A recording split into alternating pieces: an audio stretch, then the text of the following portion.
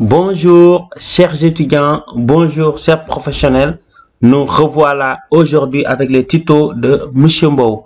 Aujourd'hui, nous allons découvrir ensemble l'interface de Microsoft Office Access. C'est pour vous dire que à partir d'aujourd'hui, nous allons voir des cours sur Access, base de données. Dans ces cours, nous allons apprendre à créer une base de données. Nous allons apprendre à créer des tables, à créer des relations, des requêtes, des états. Bref, une base de données.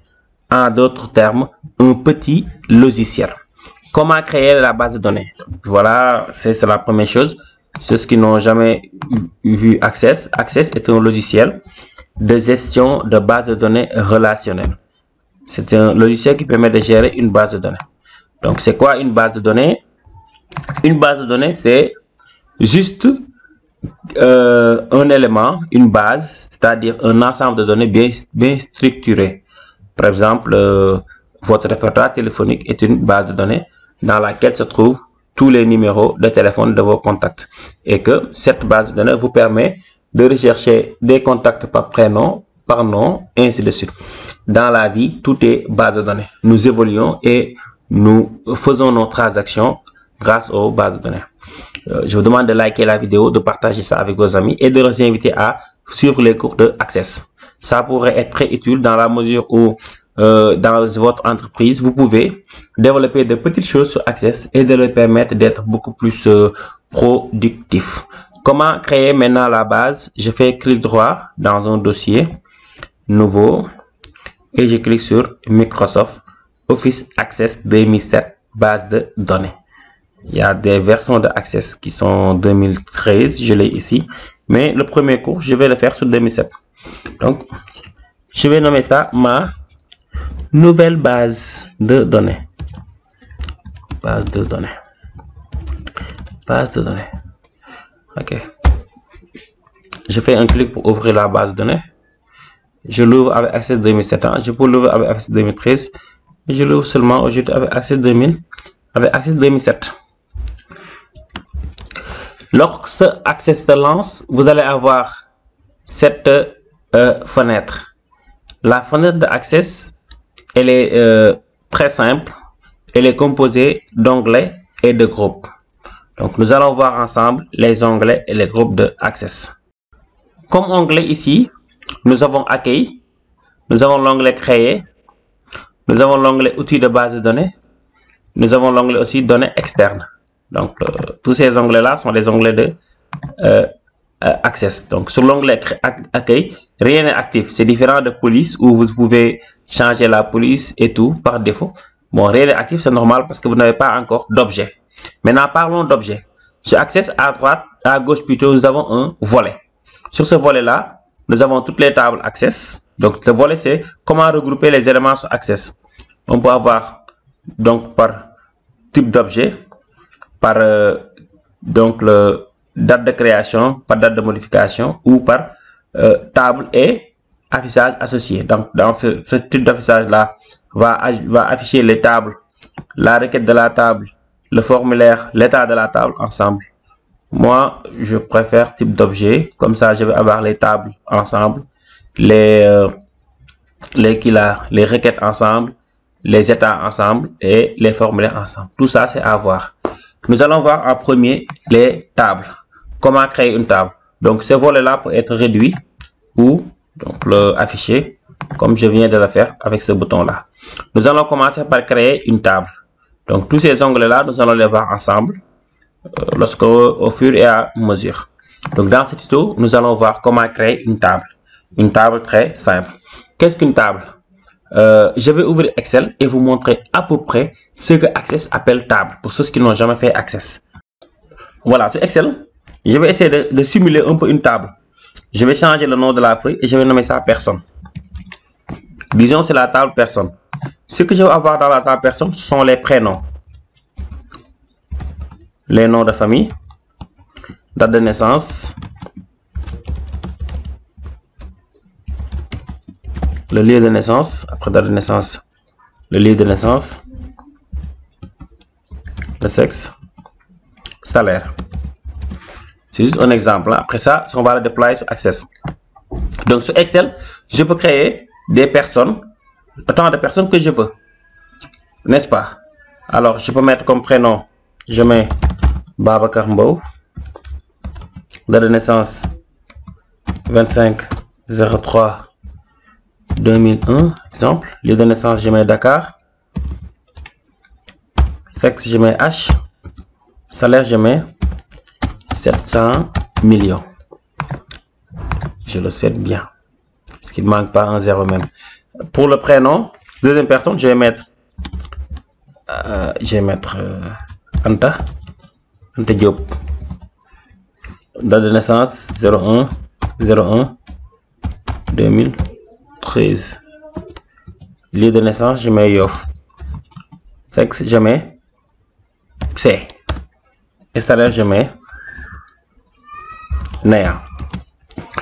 Voilà, un peu, rien que vous voyez ce tableau-là, vous allez voir que Excel a quelques limites. Bien qu'on peut revoir la saisie sur Excel, parce que ici, le sexe, il n'est pas autorisé d'avoir un sexe de type C.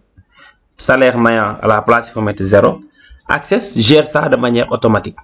Donc, Access, vous allez définir votre table qui s'appelle personne, les champs comme prénom, nom, date de naissance, et chaque champ a son type. Le prénom est un type texte, le nom est un type texte, la date de naissance est un champ de type date, comme ici nous l'avons sur Excel. Ok, lieu de naissance est un champ de type, donc le texte. Le sexe est un champ de type texte aussi. Le salaire, champ de type numérique. Alors sur Access, lorsque vous définissez un champ de type numérique, vous ne pouvez pas mettre du texte à l'intérieur. Et que pour chaque champ aussi, vous pouvez définir le contenu de manière dynamique, comme ça, l'utilisateur ne va pas faire n'importe quoi. Et que la taille du champ aussi peut être définie sur Excel, comme par exemple le nom de famille, je peux lui dire de ne pas dépasser 5 caractères ou 10 caractères. Ça, c'est une table. Et que Access va gérer les tables, les informations de même type dans des tables. Et que ces tables-là peuvent avoir des relations avec d'autres tables. Ce qu'on parle de relations. Pour le moment, pour aujourd'hui, tout simplement, nous allons voir comment créer une table. Et je vais voir une table avec seulement ces éléments-là. On retourne sur Access.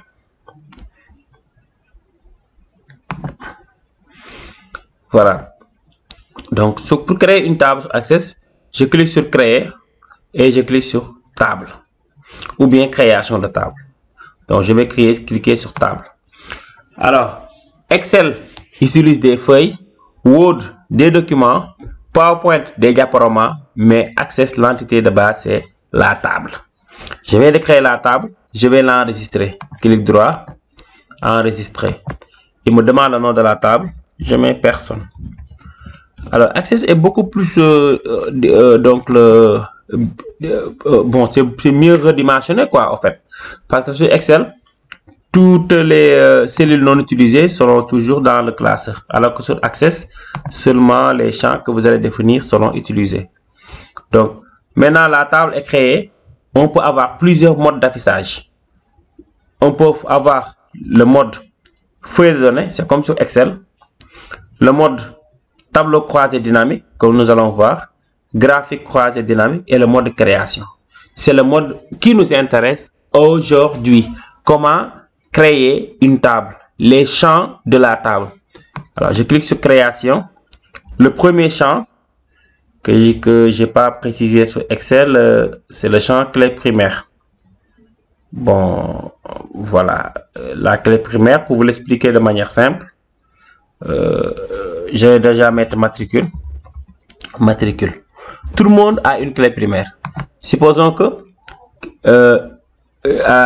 cette nuit, vous êtes victime d'un vol.